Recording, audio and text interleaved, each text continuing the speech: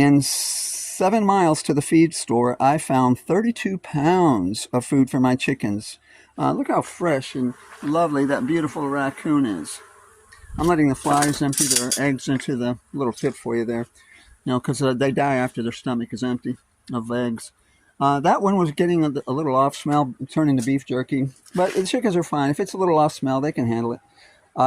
Throw it in there in the pressure cooker. You want 11 liter, very specific. Pressure cooker is the perfect size, no bigger, no smaller. You want an induction cooker. When this cooks, you put the pan on there. The cooktop never heats, only the pan heats. It's an absolutely brilliant device that uses with abysmal energy. So you're going to get that. The forceps are to pull out and the scissors are to pull out the intestines. You're going to cut a hole into the belly. If it's filled with gas, be careful, don't spray in your face. Spray into the armpits and into the legs. Open that up and you pull out the intestines with this. Keep all the organs. The bones are going to be softened after 2 hours of cooking.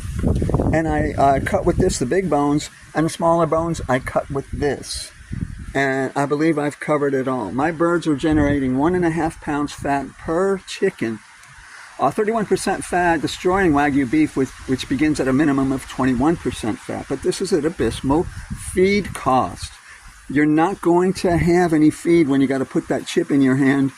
And if you put that chip in your hand, you're dead already. And because you get downloaded to HELL, you don't want to put that chip in your hand because you're not going to be able to touch your money. Your soul will be downloaded out of your where was I? You got these YouTube feel-good theology videos. Everybody's having a party and videos, and I know they're great to watch, but this is have a little context that this is the Titanic, and there's a gaping hole in the side, and every breath I take is to make sure that I'm in luxury on that lifeboat. Okay, you're going to be on a lifeboat. They're going to beat their swords in the plowshare.